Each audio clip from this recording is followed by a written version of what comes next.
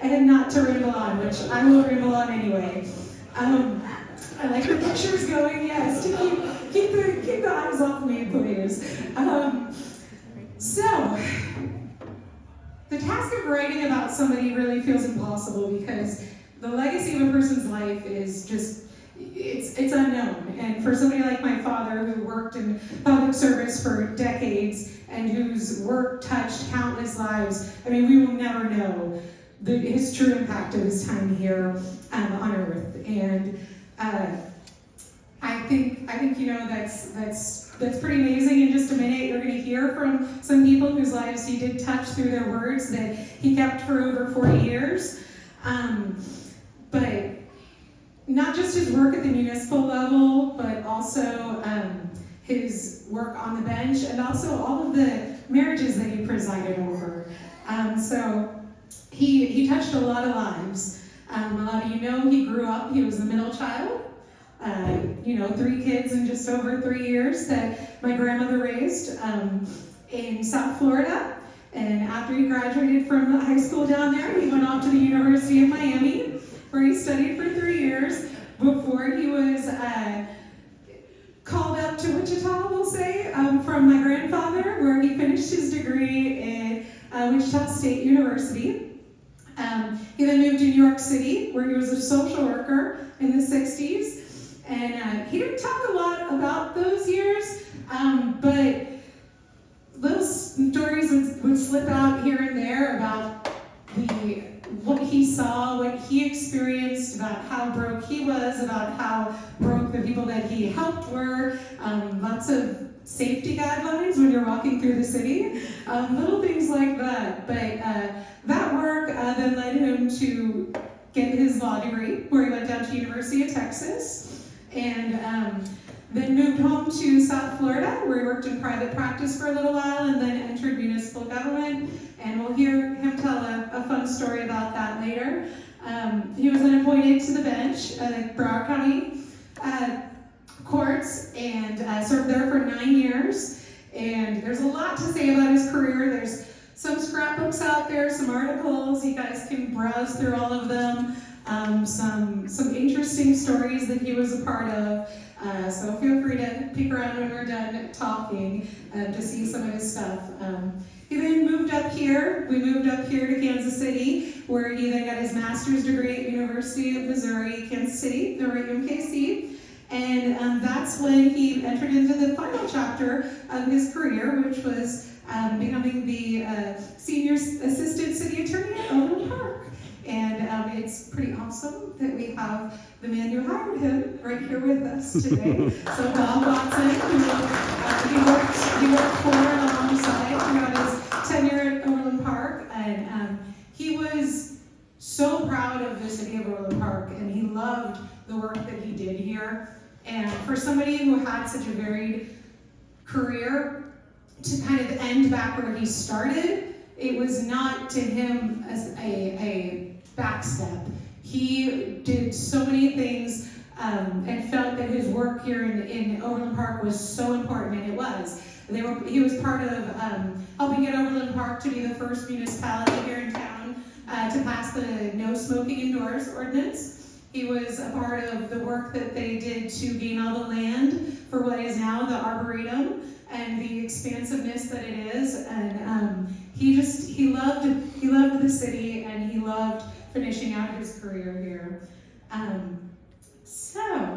I want to just talk a little bit about what it was like growing up with your father as a judge. I was very young, so my memories of my father as a judge were spending the day at the courthouse. I remember roaming around the courthouse with his secretaries. I don't know if it was a day off school or what it was, but I got to walk around the courthouse, and here I was 6, 7 years old. And to me, the bench that he sat on was, 100 feet in the air. Seeing him sit up there, it felt like he was at the top of the mountain. And there's something about being that young and knowing that there was a man walking around with a gun at his side whose only job was to protect your father, that it was a little intimidating.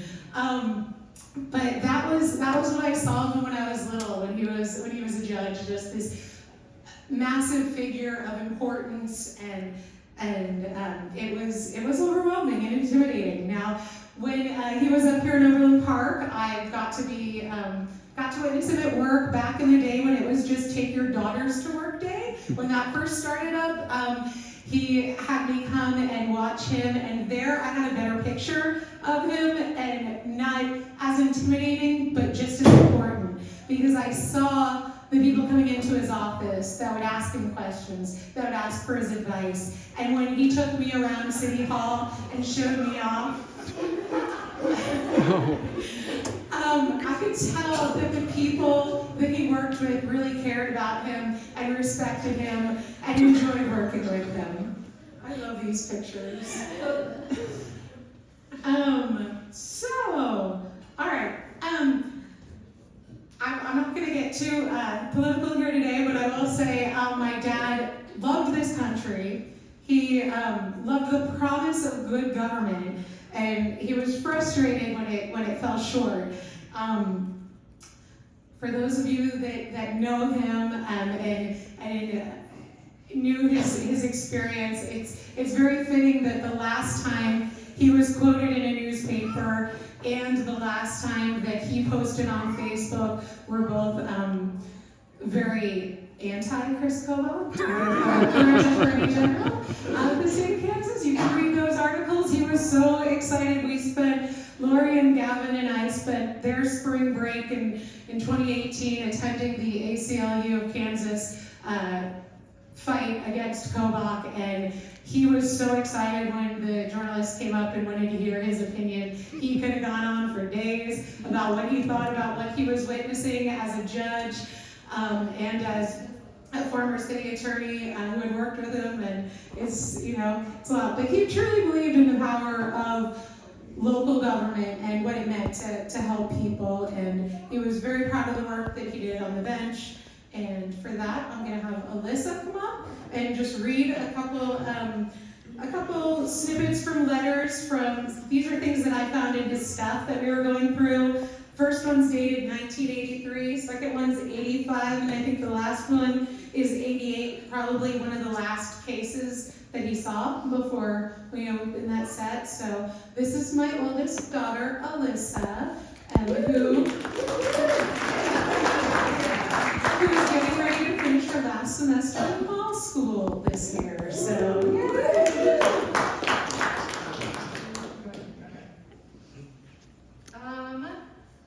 So the first letter context is from a woman who is from a legal advisor in Canada. She's French. So this is a letter dated August 1983. Mr. Budetti. She did say Mr. Ralph J. Budetti, so we're just assuming that it's grandpa. But said, I was recently down in Fort Lauderdale for a short vacation. During my stay, I decided to attend some sessions of the circuit court. Why on vacation? I don't know. My admission to the bar is recent, and I enjoy attending court sessions every time it is possible, since the kind of work I do now does not call for it. I want to tell you how impressed I was with your dignified performance. I attended sessions where you presided over the selection of the jury and the trial itself, involving a youth driving under the influence of a controlled substance. The patience, goodwill, and most of all, the cool professionalism you demonstrated were really impressive. I came away with a very positive impression of this experience. In closing, I want to apologize for the style of this note, for I am French Canadian and have always studied in French. Keep up the good work. From Lynette Dore. So, that's the first one.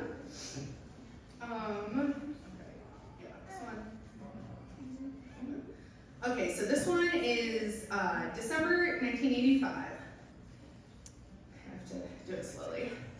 Dear sir, I'm sure you are a busy man, so I'm going to make this short. If you remember, I was recently involved in a lawsuit against Americans auto workers. For the most part of my life, I've thought very little of our country's justice system. You always hear about how justice is never served and how the bad guys always get off. Up until the very last moment, I wasn't very confident with my case. Somehow, some technicality always seems to help the bad guy get away and escape justice. I am very pleased to see that, at least in my case, that did not happen. I would like to sincerely thank you. You seem to truly represent what justice is all about. Although I'm still not very confident with our country's justice system, it helps to know that there are some men who truly want to uphold justice and protect our community. You have a very difficult job that brings with it much responsibility. And unfortunately, I'm sure you must receive much criticism. Therefore, I hope this note of thanks brings cheer and happiness to your day as you brought to mine. I know all of your letters unfortunately won't be this pleasant, but hopefully knowing that some people are on your side will give you the courage and determination to continue with your most difficult task of upholding justice. I truly thank you for being exactly what I was always told a judge should be. She signs her name and then says, P.S. You've got my vote. And then this last one was from a mother of a pregnant, drug-abusing teen runaway who had been harbored by an older man. And it goes, after a little bit, she goes, Dear Judge Budetti, I want you to know that you gave back to me that faith that I had lost because of your sincere wish to help these children.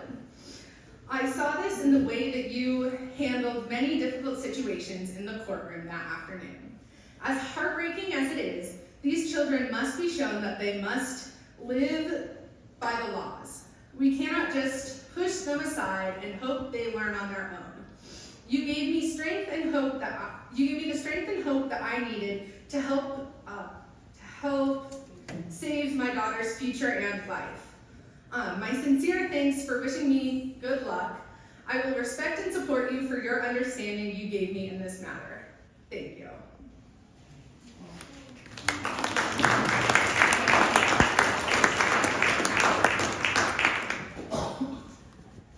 So that's a little bit, like I said, about his professional career. For a moment, I just want to talk about more personal side here. Gotta pull my notes back up. Sorry. Yeah. Okay. One last thing I want to say about like his professional work, and this isn't really professional, but it started out that way. Like I said, he presided over a lot of marriages. He did some of our family and a lot of marriages when he was a judge, and then after that he decided to become ordained and through the Church of the Internet, and be able to preside over marriages. And for me, I finally got to see what that process looked like for him and how much care and thought he put into his portion of the ceremony. Because the last marriage that he actually performed was for Mark and Cecilia, who are here today, one of my best friends. And that was really exciting to be a part of that and to see just how much he cared. I mean, he had to have performed, I don't know, hundreds of marriages over the course of being a judge and afterwards, and seeing that personal touch he took to each one was really special. Let's see, what else? I want to say, like I said, I'm my dad's youngest child, and so I know I have a different perspective, being the baby and being the last one. I lived with him for many years, and then he turned around and lived with Brett and I and the kids for many years. So we spent a lot of time together. He was a quirky guy. He had his ways. He had his routines. And he was very structured about certain things in life. He loved television. He'd watch anything on TV. He'd watch old sitcoms, football, crime shows, reality TV, the news. He also loved old movies. And my kids learned that if you walked past his room when he was watching an old movie, you better watch out. He'd drag you in and explain to you who those people were, why this was a classic, and you'd get all that. He loved shopping. The man loved shopping. I don't think he bought anything for full price ever. It was garage sales, thrift stores, and the clearance racks. We went through his clothes. He had a couple jackets, the same thing, the same jacket, tag still on, just but a good deal. You couldn't pass up a good deal. He was also very wasn't the type to walk in and command the attention of the room, apart from, when everyone had to stand and he went to his bench. But he was very engaging more on a personal level. When you start talking to him, he would start telling you stories that would draw you in. He was very humble about his experiences, and sometimes it required, something to just spark something, and he'd tell you a random story. For example, he was living with us. I was 30 and studying for my college class, and I'm sitting there reading the poem Howl by Allen Ginsberg, and he walks up behind me and goes, Allen Ginsberg slept on my couch one time in Wichita when he couldn't get into his boyfriend's apartment. And I just went, what? And he was just like, yeah. And no context, nothing, just like, yeah. And he asked the kids about one time, I was Miami one time. My friend thought it'd be a good idea to drive to Mexico. So we just hopped in the car and drove to Mexico straight through. And you're just like, what? So it took a little bit to get the stories out, but he did always have stories to tell, either about things he had read, people he knew, extended family members. I think his favorite stories were telling stories of Uncle Sal. He loved to talk about his Uncle Sal and what a character he was. And he always bragged about the fact that he never got a speeding ticket or was in an accident, the cause of an accident. Which, if you ever were in a car with him, that fact was just like mind-blowing. You're like, what? Now, there is one picture that's circled through here of all of us sitting around at a peach wave for his birthday, probably 10 years ago, something like that. And Tony and Marty and Brett and I are sitting there with all of our kids, and like, Dad should be here soon. And here he comes, his little Kia Soul, and he missed the turn, so he just takes a U-turn, hits the median, gets pulled over, driving next to the police, right? While we're all watching. And they thought he was drunk. He wasn't. He was just excited. He was just excited for his. It wasn't on his birthday. Yeah. It was on his birthday. We were there to celebrate him, and we're all just like, okay, well, this is, okay, Grandpa's getting pulled over. But, he was able to talk his way out of it, pointed to the window. We're all like, hi. And they let him go. But he was, this keeps jumping back. So things that I was blessed to have passed down to me from my father. Number one, obvious, very visual, his gray hair. I don't remember my father not having gray hair. Now I've got it. Some of my children do too. So there's that. His love of bicycling. He taught me how to ride a bike when I was a kid. We used to ride all the time in Florida. That's something he kept up. It's something I still love to do. His love of music. Despite having zero musical ability, he loved music. I love music. We sit there, even when he was on hospice, the music therapist just said, he loved that. He would light up when she'd play music for him. We did not get any family musical ability, though. But a passion for politics. Like I said, he was very passionate. You need some, encouragement or wisdom. He was very prevalent in posting on Facebook back about 2015 to 2018. Still up there on his page. It's unfortunately still relevant and good to read today. But the last thing is a love for NPR. And this is a funny one because I've experienced this cycle now twice of being the perspective of having been forced as a child to listen to NPR in the car.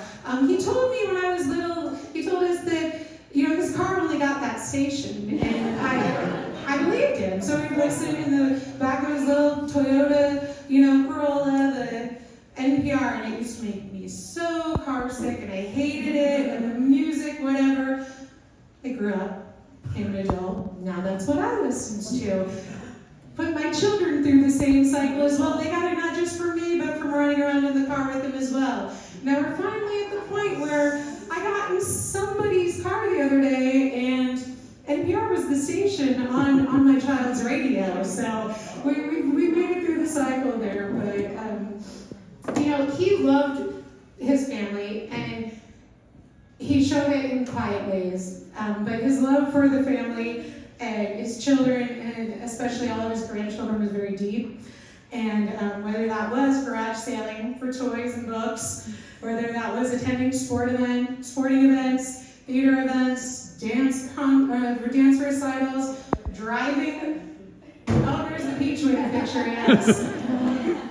Driving dance carpool. For a time when he lived with us, he was driving not just my children, but our neighbors as well. And one of his favorite things to do as a grandpa later on was calling Lori out of high school her senior year. So I would come and be like, oh, did you not go? Oh, no, Grandpa called me out. Oh, okay, all right. But I do want to share one of the things that I found in his room. He had a lot of handwritten notes.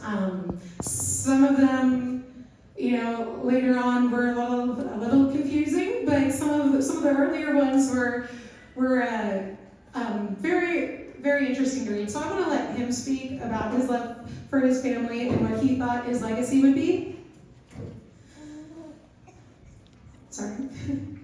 My dear and wonderful children and my amazing grandchildren, I want to let you know that despite some difficulties and medical conditions, including serious heart problems for the last 30 years ago, I have had a wonderful life, and I would never change a thing about my life. I've been fortunate enough to get an excellent education, to spend my entire working life from being a welfare caseworker in New York City, serving the public interest in work in local government, and serving as a judge for 9 years. And I feel that despite some shortcomings in my personal life, I would do it all over again, as I believe that I helped make the operation of local government and the lives of the citizens I have helped better. I am proud and happy to have had a good and satisfying legal career, providing service to the public and attempting to make life a little bit easier for those whom my legal decisions and advice affected. I believe I could have made more money in private practice, but it would have not been as either intellectually challenging or satisfying as the work that I did. At age 76, I realized that no one lives forever.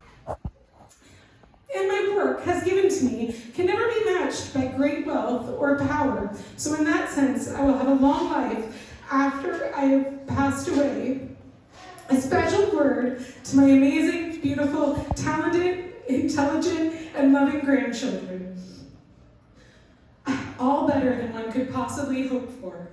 While I am proud of my public service work, what gives a person a true feeling that their life has been successful and worthwhile is the knowledge that some part of me lives on in the lives and good work of my children, grandchildren, great-grandchildren, and so forth for generations to come. And they will make this world a better place and spread love, understanding, and the best human qualities and achievements possible. It is very sad when people feel that their children and grandchildren have disappointed them, but I can't relate to those feelings because they have all exceeded any expectations I could have had. The world has become more complex and difficult, and I wish my generation would have left them with a better country and world to inherit, but I have confidence that all of them will continue to be fine, caring, and loving people in their personal lives and good citizens of their community and country. And you can sign it, love Dad, Grandpa Bart, and then J. Bart Budetti. So on that note, while I compose myself, sorry, I know I got you started. My son, Eli, is going to come up and share a couple words, and then after that, we'll open it up if anybody else wants to say anything. So, okay?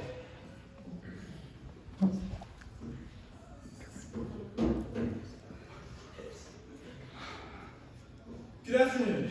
My name is Eli Abel. I was Bart Budetti's grandson.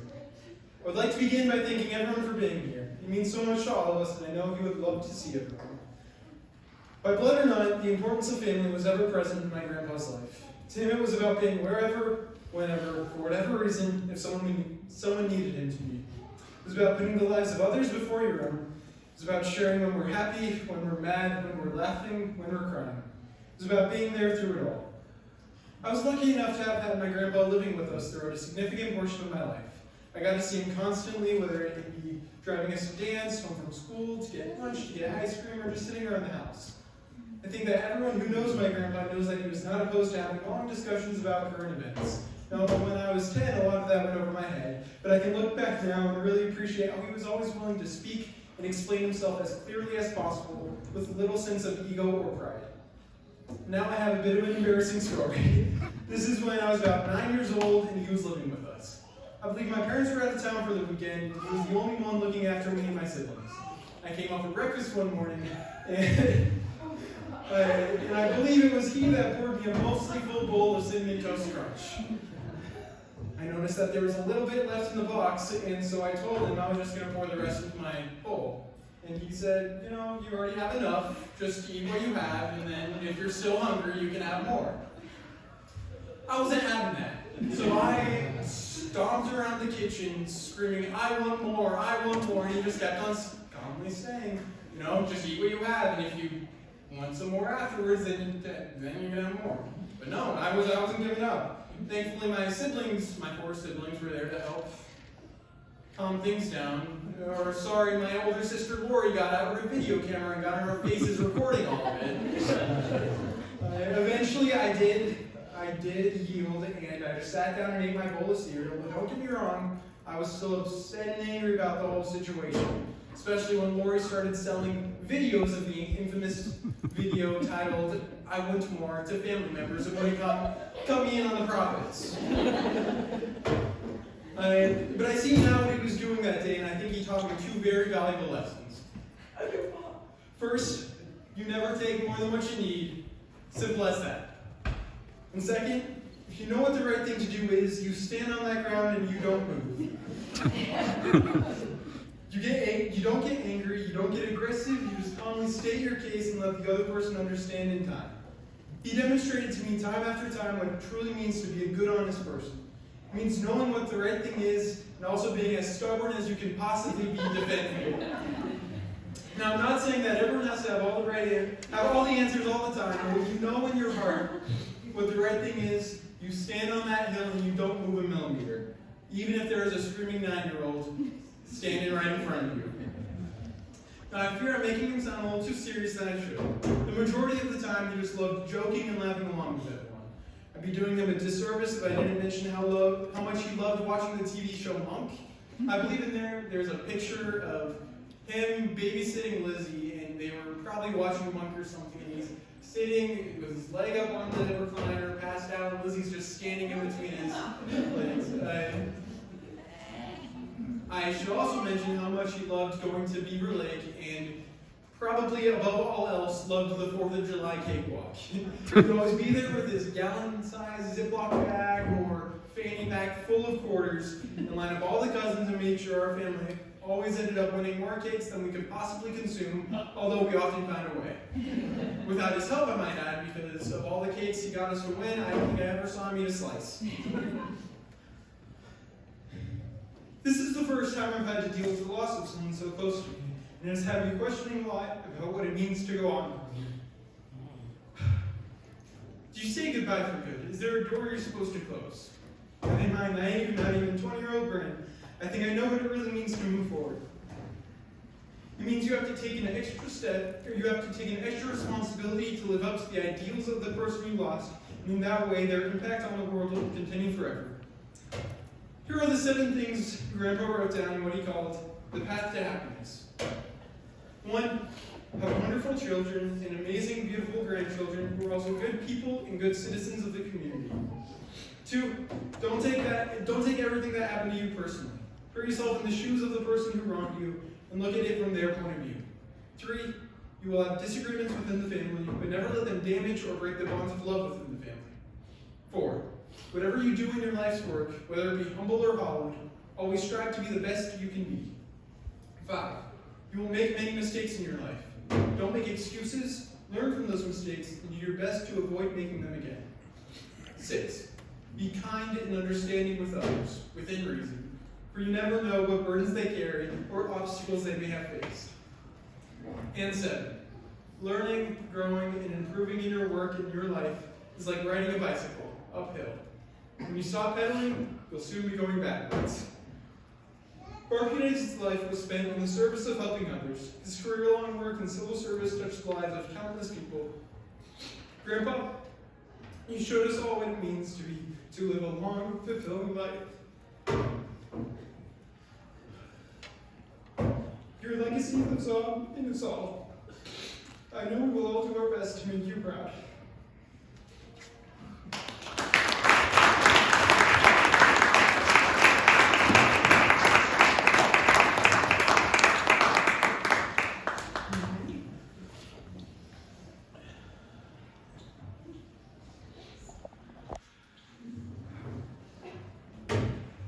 Great job, Eli. Great job, Wendy. First of all of this stuff in here, my wife and Wendy and the kids all put together, so let's have a round of applause for that.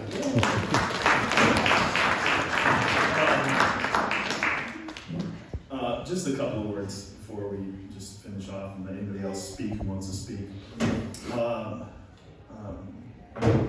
Obviously, Eli was his favorite. And that was very clear. You see why. There appears to be pictures of Eli up here, but those are actually my dad when he was Eli's age. So they do have a tendency to resemble each other. Lots of different stories. I didn't know which one to tell, so I thought I'd tell one where, obviously, you can talk about his legacy when it comes to smoking in public places or the Arboretum, anything like that. So I thought I'd go back to 1980s where we were headed to the beach. And it was a big family thing. We went out to my grandfather's apartments, and there were lots of family there, lots of friends. And we were having a good time, and all of a sudden, the lifeguard starts to blow his whistle at somebody. And I couldn't figure out what's going on, and we walked over to see what was going on. The lifeguard's yelling at some guy, and it was a giant manta ray, so about a 30-foot wide giant manta ray. And my dad thought, okay, he's going to participate. And he walked over to a guy who is emblazoned in my mind, big bushy hair, humongous muscles, tattoos, old school tattoos, like he had killed somebody. And, it was just amazing. So my dad yells out to the guy, hey, you have to listen to the lifeguard, or you could get a ticket, or even arrested. And the guy yelled back, who are you, the beach lawyer? And my dad stood up to this guy and said, no, I'm the beach judge. And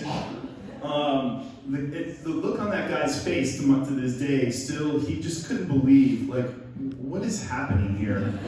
And sure enough, he kind of left, and the police showed up. It got dispersed. Nobody got arrested or anything. But I remember my dad standing up somebody who could have killed him, but didn't. And I just thought, that was pretty badass. That's pretty cool. So lots of different stories like that. He was, not, like my sister said, he was not somebody who was going to take over the room when he walked into it. That's for sure. The last thing I'll say is one of the plaques over here mentions that, and thank you, Bob, but he did 1,007 city council meetings. That sounds insane, number one. Every Monday night for most of his adult life was spent. You what? Underestimated. You understand, that's right. But for those of you who don't know, he's been in an assisted care facility, but he's had lots of meetings since. So I just want you to know that there's been a lot of talking, and the people, the residents there, sat around like you were looking at me right now. They looked at him, and I loved it. Just every time I walked in, he was holding court, and the people were sitting there listening, and every single person who worked in the place would walk over and say,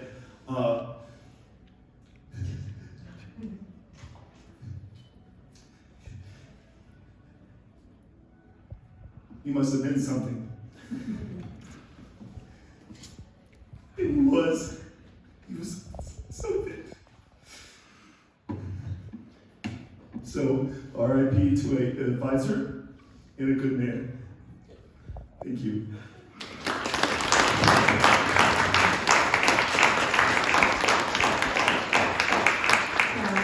On that note, about just like the little interactions, I've been taking care of his cleaning up his bank accounts and whatnot. And every time I go into the Community America in Olathe, I speak to a different teller, of course, and they're like, oh, we know your dad, yeah, the lawyer, right, the judge. And it was like, yeah, he had those interactions that left a lasting impression on people. So now I'm gonna offer it up. Does anybody have anything they'd like to share?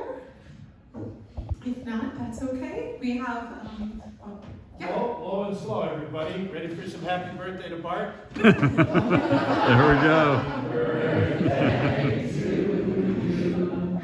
Happy birthday to you. Happy birthday, dear Bart. Happy birthday to you.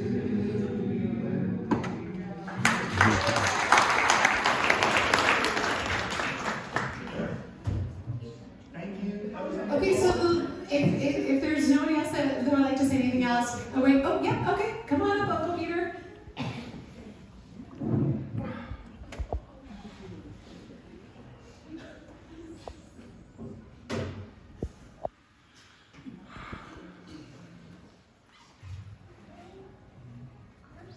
First thing I'd like to do is to thank you so much for exposing me to so much that went on inside my brother's head.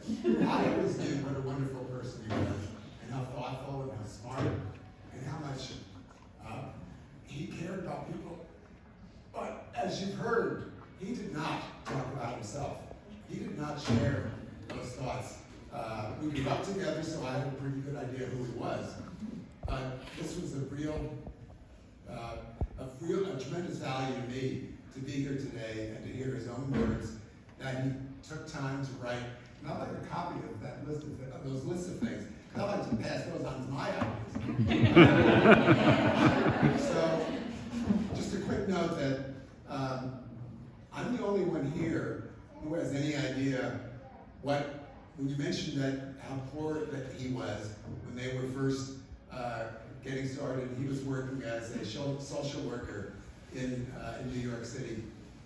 I'm the only one, I'm sure, I'm the only one in this room who's old enough to have been around to have actually been in the basement apartment with the constantly dripping water faucet and seeing the hardships that he was going through, and yet he was determined to live the best life that he could make for himself and his family under those circumstances. And then one day he decided, I'm going to go to law school. And by gum, Bart went to law school at a great university, University of Texas, graduated with honors. Now I'm going to tell you a story that I don't think any of you know. Overland Park and South Florida communities that benefited so much from his career are indeed fortunate that something happened that was actually an adverse thing to Bart early in his career. He graduated with honors, law review at University of Texas. Had worked in big law firms and was offered jobs. Turned them all down and decided he wanted to take the job he wanted with the U.S. Department of Justice in Washington. And then, the day before he was supposed to leave to take that job and maybe have lived a completely different life, he learned that the new Attorney General, John Mitchell, had decided to cancel all new appointments and to take them personally and to make decisions internally within the new Nixon administration. And so Bart was left with no job, out of the recruiting cycle, and then he went back to Florida. And the story that you all know began. And of course, because he was such a smart, thoughtful, and personable man, he succeeded tremendously, and then came to this part of the country and did likewise. So I'm very pleased to have heard so many things about Bart that I wish I'd known more about earlier. And I have to tell you that I was glad to have this opportunity to share with you a little bit about just how dedicated he was to building the kind of life and career that he did have. So rest in peace, brother.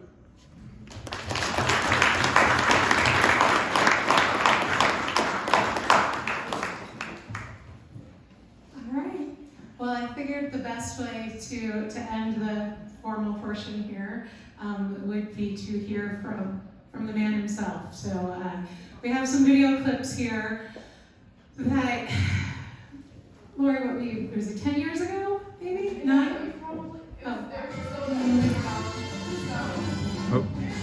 Music's still playing, sorry. Lori and her friend, you guys were freshmen? Yeah. 8th grade freshmen, so 9-10 years ago, decided, let's take Grandpa and let's go ask him some questions and let's see what he has to say.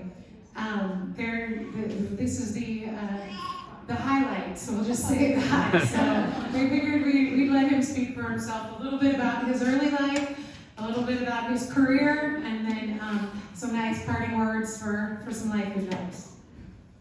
7 years of my life, I went by that name because my name is Joseph Bart. Well, technically, that's only technically so. So I was Joseph for the first 7 years. I didn't even learn about this until later, about what had happened with the certificates. In Italian, Joseph is Giuseppe. And of course, everybody was Italian, all the family and everything like that. And so I was called a nickname for that, Peppy. I didn't like being called Peppy, stay in place. But anyway, well, when we finally, after they got divorced and we were headed to Florida on the train, I decided I didn't want to be called Joseph anymore. I was now going to go by. So I changed my name and been Bart ever since. Do you think you ever will run for any other position? Till retirement, change this world for the better? I might if I really had the time and freedom to do it. I mean, I don't really have a lot of, but like for now, I can't be gone all day because I have a dog at home. The kids and grandkids that, I like to spend time with and so forth. But someday it's possible. It may just be necessary for somebody to jump in there. And they're not going to be able to change it, but at least let people know what's going on. One Saturday morning, I picked up the Miami Herald in the morning, and I saw in the Broward section that there was a city council meeting, a special city council meeting in Hollywood, being held that morning that had just been called by the mayor. And I thought, well, nobody even called me, but of course I didn't have to be there. The city attorney had to be there. I thought, well, what's going on? I'll go down there and go, okay? So I go there and I was in my shorts and t-shirts and my flip-flops, just sitting in the audience, see what was going on. And it turned out there had been a dispute. The council had been fighting with this big land company down there. And this company had given the city a deed to something, but the attorney had to hold the deed until something happened and the council wouldn't do what they were supposed to do. So the city attorney had returned the deed to them. Well, they were mad about it, even though the city attorney had no reason to. So I'm watching all this unfold, and suddenly there's a motion to fire the city attorney. And it passed, I think, for like 4-1 or something like that. Because they had new council members elected, and they really didn't like the direction the city was going. So I was like in shock, and then they were about to adjourn when one of the council members said, Mr. Mayor, what are we going to do? We don't have a city attorney. And so the mayor looked around and said, oh, there's Bart out in the audience. Let's take an acting city attorney. I'm like, oh, what? And they did. And I was there until I was then ratified as full city attorney. And that's how I started my legal career in local government. Frankly, because the mayor had some friends who were lawyers, and they might have appointed them, to tell them if I hadn't been there. But, so sometimes just being there makes a difference. That's great. If you could give anyone the biggest piece of advice, what would it be? The biggest piece of advice is that life is going to be a parade. Okay? You can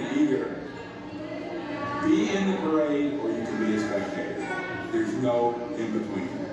So, you know, just like you could either be the driver in the car represents your life, or you can be the passenger. You're the passenger, the car takes you wherever you go, wherever it goes.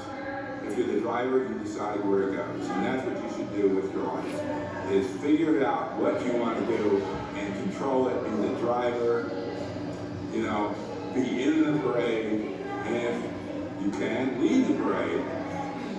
Don't be a spectator. Yes, I am Bart Budetti, and I approve this message.